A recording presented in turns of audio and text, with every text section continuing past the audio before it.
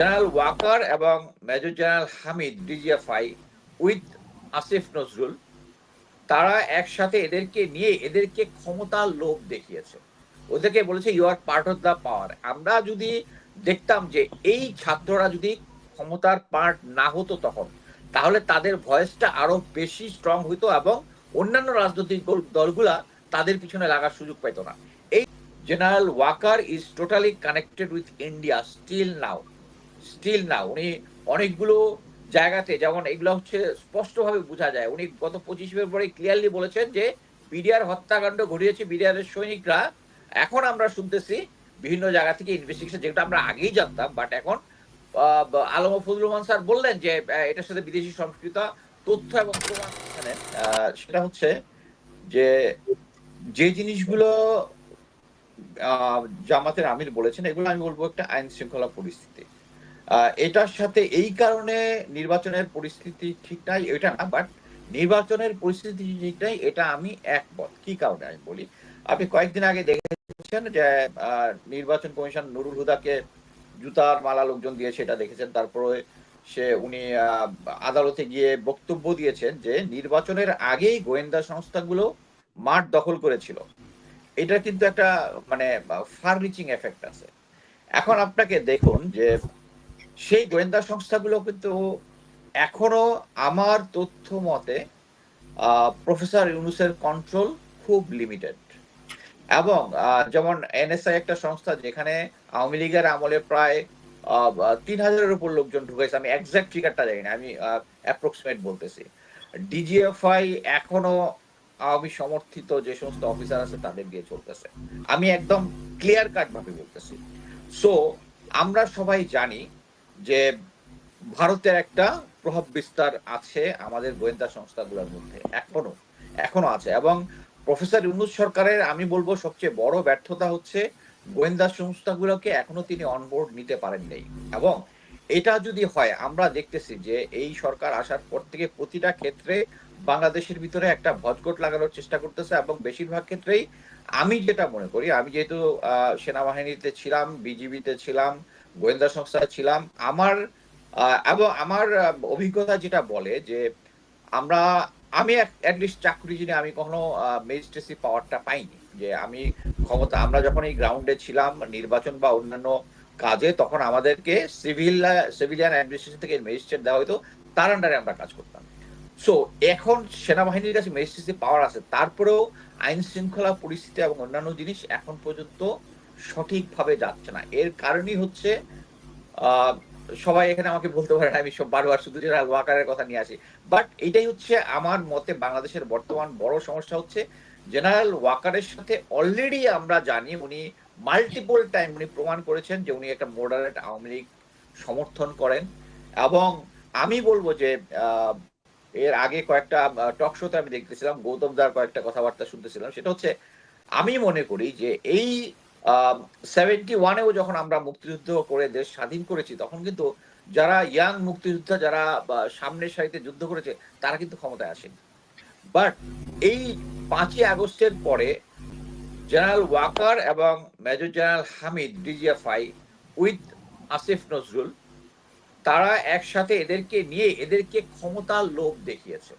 ওদেরকে বলেছে you are part of the power. আমরা যদি দেখতাম যে এই ছাত্ররা যদি ক্ষমতার পার্ট না হতো তখন, তাহলে তাদের ভয়েসটা আরো বেশি স্ট্রং হইতো এবং অন্যান্য রাজনৈতিক দলগুলা তাদের পিছনে লাগার সুযোগ পেত না। এই যে তাদেরকে ক্ষমতার লোভটা দেখিয়ে এবং তাদের এখানে সম্পৃক্ত করে অ্যাকচুয়ালি একটা ভজঘট সিচুয়েশন তৈরি করেছে। এবং এই কারণেই আবার একদিক দিয়ে সাথে সাথেই উচিত ছিল প্রেসিডেন্ট চুপ্পুকে চেঞ্জ করা, এটার মধ্যে আবার বিএনপি ভেটো দিয়েছে। সবকিছু মিলিয়ে একটা ভজঘট অবস্থা। বাট এই ভজঘট অবস্থাতে যদি একটা নির্বাচন হয়, আমি মনে করি general Waker is totally connected with India still now উনি অনেকগুলো জায়গাতে, যেমন এগুলো হচ্ছে স্পষ্টভাবে বোঝা যায়, উনি গত 25 ফেব্রুয়ারি ক্লিয়ারলি বলেছেন যে বিডিআর হত্যাকাণ্ড ঘটিয়েছে বিডিআর এর সৈনিকরা। এখন আমরা শুনতেছি বিভিন্ন জায়গা থেকে ইনভেস্টিগেশন, যেটা আমরা আগেই জানতাম, বাট এখন আলম ফজলুর রহমান স্যার বললেন যে এটার সাথে বিদেশি সংস্কৃত তথ্য এবং প্রমাণ পাওয়া গেছে। তো এরকম একটা সিচুয়েশনে যদি জেনারেল ওয়াকার থাকে, তার গোয়েন্দা সংস্থাগুলো থাকে, আপনি দেখেন যে আমি এটা বারবার বলেছি এবং বারবার আবার বলবো, সেটা হচ্ছে জেনারেল ওয়াকার, তার যে পাঞ্চ লাইন, তার যে ফিজিক্যাল স্ট্রেংথ, বিজিবি, যিনি 5ই আগস্টে তার বিজিবির লেফটেন্যান্ট কর্নেল রেদওয়ান যে সরাসরি পাখির মতো ছাত্রদেরকে গুলি করেছে আমরা দেখেছি, ওনার কমান্ডারকে বর্তমান ডিজিপি যে এখনো আছেন, 9 ডিভিড জিওসি এখনো আছেন, ঢাকার যে ব্রিগেড কমান্ডার গুলো আছেন তারা উনার প্রতি আজ্ঞাবহ, গোয়েন্দা সংস্থাগুলা সবকিছুই জেনারেল ওয়াকার।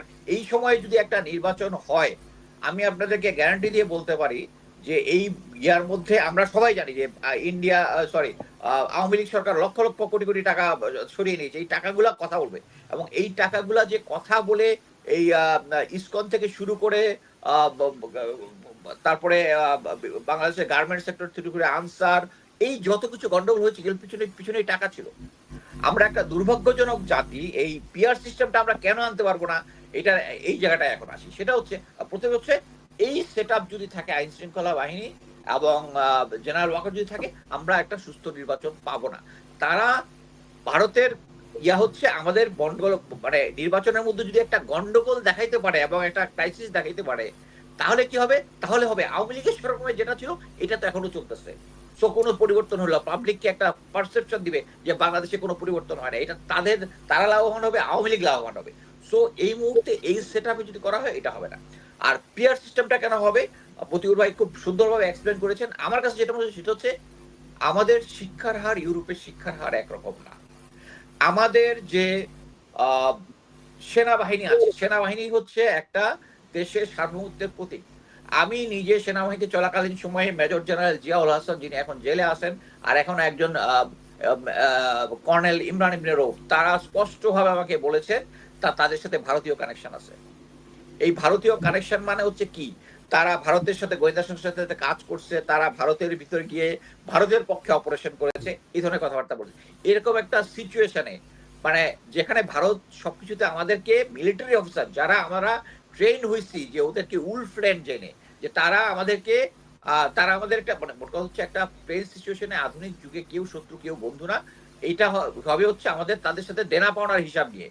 সো এরকম একটা পরিস্থিতিতে সেনাবাহিনীতে যারা সর্বোচ্চ শিক্ষিত, আমি জেনারেল শফিউদ্দিন যিনি সেনাপ্রধান ছিলেন তার সাথে কাজ করেছি, উনি নিজে বিশ্বাস করেন ভারতের আধিপত্য ছাড়া, ভারতের সাথে কন্ট্রোল ছাড়া আমরা দেশ চালাইতে পারবো না, সেনাবাহিনী চালাইতে পারবো না।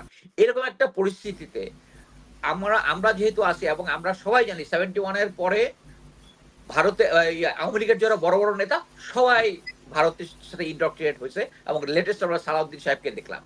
সো এরকম একটা পরিস্থিতিতে যখন আমরা পিআর সিস্টেমে যাব, তখন পাকিস্তানে এখন যেটা হচ্ছে যে ইমরান খানকে ফেলে দিছে এই পিআর সিস্টেমের জন্যই, যে তাদের একটা ছোট ছোট দলগুলোকে তখন তারা ম্যানিপুলেট করতে পারবে।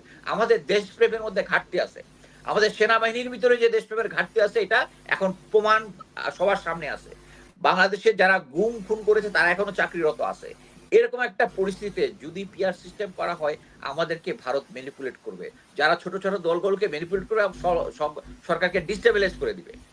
এইটাই হচ্ছে ফাইনাল। সো এই মুহূর্তে আমি মনে করি যে পিআর সিস্টেমটা এখন আমাদের জন্য, আমরা অ্যাটলিস্ট এটার জন্য উপযুক্ত না এই মুহূর্তে। আমি মনে করি যে এই দুটার একটা সমন্বয় হইতে হবে, হচ্ছে বিচার। একটা হচ্ছে প্রথমে হচ্ছে এই যারা আওয়ামী লীগের সময় যারা ছিল, এই বিচারটা আমি মনে করি এই সরকারের সময় হইতে হবে, সরকারের সময় হইতে হবে।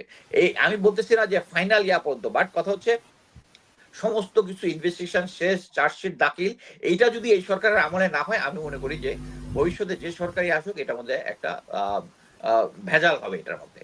সো আমি যেটা মনে করি যে এই সংস্কারের একটা অংশ, যেটা আমি প্রফেসর ইউনূসের উপরে আমি 100% এই ব্যাপারে ভরসা রাখতে চাই। আমি বলতেছি এই ব্যাপারে আমি উনার আইন শৃঙ্খলা পরিস্থিতি এবং সেনাবাহিনীর কন্ট্রোল যেটা, এটাতে উনি মেজারেবলি ফেল করেছেন। আমি বলবো উনি মেজারেবলি ফেল করেছেন, উনার এখানের মধ্যে কোনো কন্ট্রোল নাই। এবং আমি মনে করি উনি আইন শৃঙ্খলা বাহিনীর গুলোকে কিভাবে কন্ট্রোল করবে এই ব্যাপারে তার জ্ঞান অত্যন্ত সীমিত।